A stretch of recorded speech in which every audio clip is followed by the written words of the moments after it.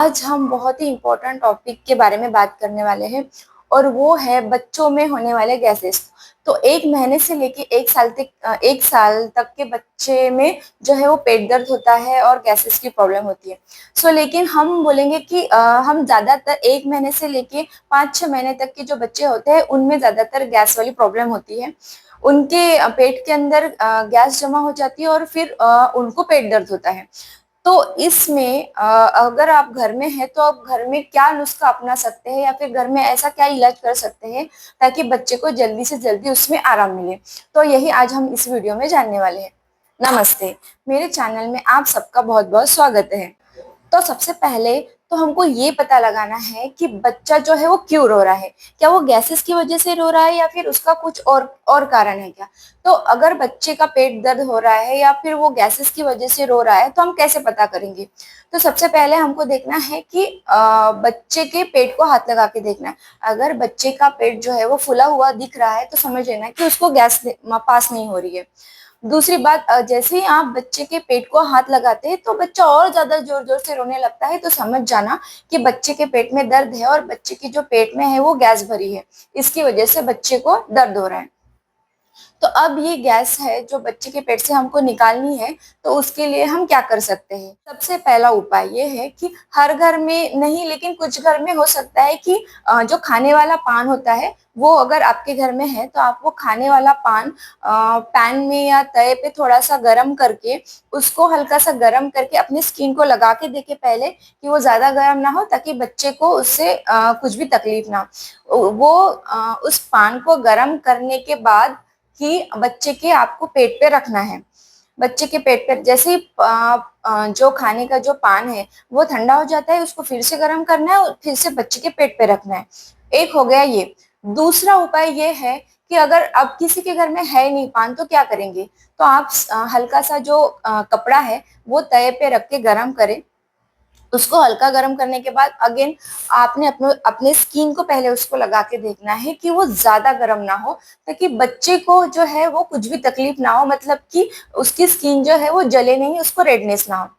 अब वो गर्म किए हुए कपड़े से बच्चे के पेट को आपको हल्का हल्का सेकना है। कम से कम 2 से 3 मिनट आपको हल्का हल्का सेकना है। उसके बाद ये है आपका दूसरा उपाय। अब है तीसरा उपाय। हर घर में हींग जो है वो होता ही होता है। हींग को आपको हल्के से गर्म पानी में उसका पेस्ट बनाना है और उसका पेस्ट बना के बच्चे के जो पेट में उसका पेस्ट जो है वो लगाना है। बच्चे का जो नेवल एरिया है उसके अगल बगल में, मतलब पूरा सर्कुलर मोशन में आपको बच्चे के पेट को हींग लगाना है। अब है चौथा उपाय। अब चौथे उपाय में आपको ये करना है कि हल्का सा अपने हाथ में थोड़ा सा ऑयल लेना है। कोई भी ऑयल ले सकते हैं आप, नारियल का तेल ले सकते हैं या फिर आप सरसों का तेल ले सकते हैं। जो भी ऑयल आपके घर में अवेलेबल है उससे आपको बच्चे की जो है वो मसाज करनी है।